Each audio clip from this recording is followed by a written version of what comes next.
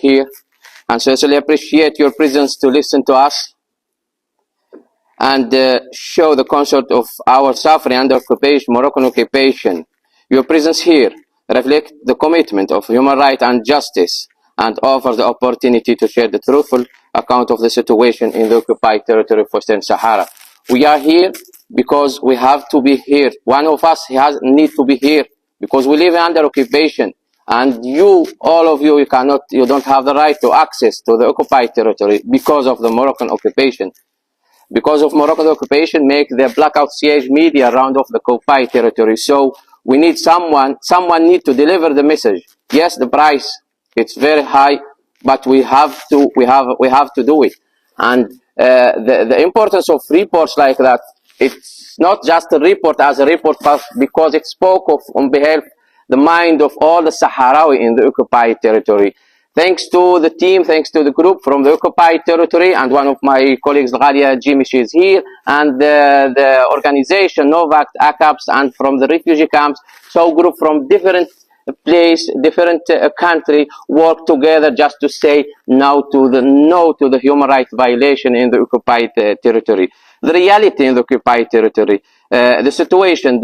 I will explain the situation on the ground exactly in the occupied territory, and I will divide it for two types. The struggle are doubles. As a Sahrawi citizen under the occupation and technical operation and abusing identity. So we are forced to adopt an identity that is not our honor, reflecting attempt for the race Sahrawi culture. So here we are talking about, that's the worst thing. Now we are talking about the systematic policy made by the Moroccan occupation to change the demographic in the occupied territory. Now we are not just trying to stop the human rights violation, but we have the hard work just to save these people called the Sahrawi people in their land, because they are minority and they are in like a big jail in the occupied territory, and the citizen cannot live as a Sahrawi as they want.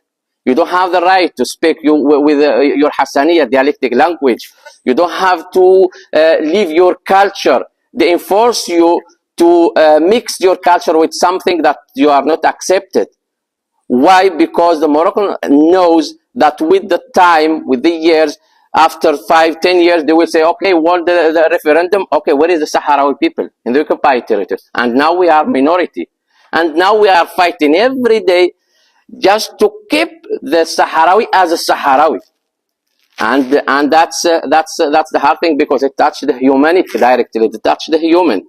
The denial of the right of self-determination, even the most the basic rights are rejected. You cannot demand any right as a Sahrawi. If you demand any right, you will be in jail, will be tortured, will be attacked by the Moroccan authorities, because you are talking in their mind, you are talking about the politics. But even if you demand the right to job, right for the association and everything, you are you made a crime in the mind of the Moroccan authorities. They try to silence every Sahrawi voice, talk about the self-determination about the Sahrawi people in general. As a human rights defender, the recognition of human rights organization being a human rights defender, it's considered a crime in Morocco. For the Moroccan government, as a human rights defender, a Sahrawi human rights defender, it's crime if you are active or not. That's the hard things. And when I say it's crime, because we don't have right to construct an associations as Sahrawi associations. They attacked all the Sahrawi associations. So that's make some difficult for us to be here in the council. We have to ask from the NGOs from the outside to support us to be here, because unfortunately they say no, you are not recognized by Morocco. But the world need to understand that the Morocco doesn't have the legitimacy to give us the recognition for as associations or no. We are Sahrawi, and the Moroccan authority doesn't have legitimacy in the occupied territory. And always thanks to many international NGOs that support us as a civil society and they do the hard things to support us in this situation. Now, as a human rights defender, the lack of privacy, every aspect of life is under surveillance. As if you are a human rights defender, everything in you don't have privacy. And to understand that you don't have nothing of privacy if you've been arrested. When you're arrested, they show you in the investigation some details about your life. We never imagine that they can get these details in your private life. So even you, your family, your daughters, nothing. And they try to bargaining you. Look, this is you did this. So to be a human rights defender, it's very, very, very difficult, and you have to make sure that you have a very complicated life in the occupied territory. But a heavy price, yes, but someone has to do this job, has to do this work, because if we don't do it, no one can do it in the other side, because no one has the access to the occupied territory. In 2025, the territory is blocked. Since 25 December 2014, no one can. Well, now we have at least more than 300 parliament, journalists, human rights defenders, activists, students. No one can access to the occupied territory. And we always put the same question. If the Moroccan has a right, or they talk with, that they have the right, what they said, why they can't open the occupied territory, just for 24 hours, no more. 24 hours for us, it's enough. And we have many experience in 2013, in 2019, in 2005, manifestation, just because it was a moment that the Sahara can say, yes, let's go. And they demand their right, for self-determination. So I give just an example about the human rights defender and how it's complicated its life, and at the same hand, how it's important your support, your work with us. And for example, like that's the second time for the annual report that show how is it the situation on the ground. The High Commissioner cannot access to the occupied territory, the technical mission, the NGOs, international, no one. But with this report, the Sahrawis will feel the courage, and they will have a hope that something will change in the future. So why we continue in this resist? Because our cause need a voice to defend it, and to command the violation in occupied territories and made by the occupied territory. Because the human rights work is a circular part of a struggle and a tool against the media blackout. So yes, we are human rights defenders. We have to do this. There is a big price, but in the other hand, we always feel that we are not alone when the action like that, like this report. For us, your presence here as ambassador, as a representative, diplomatic mission, NGOs, that give us the feeling that yes, we are human, because sometimes we feel that no one care about us in the occupied territory. Now, the rule of the international NGOs is breaking the siege. As I said, your presence here is vital in shedding light on what's happening in the occupied territory. We need your effort to convey the truth and the push for recognizing the Sahrawi people legitimate right. And yes, now we will publish this report, okay? And we will talk about what happened. But unfortunately, before we publish this report, we have already many violations made by the Moroccan authorities in the occupied territory. Repression against the people, just days and a week. For example, this is old man, his name is Mohammed Dadash. He's an ex-political prisoner. He passed 24 years. We called him Mandela of Western Sahara. 24 years in jail, and now he's a very old man who was targeted in the street by the Moroccan police just because he tried to celebrate the 49th anniversary for declaration of the Sahrawi Republic.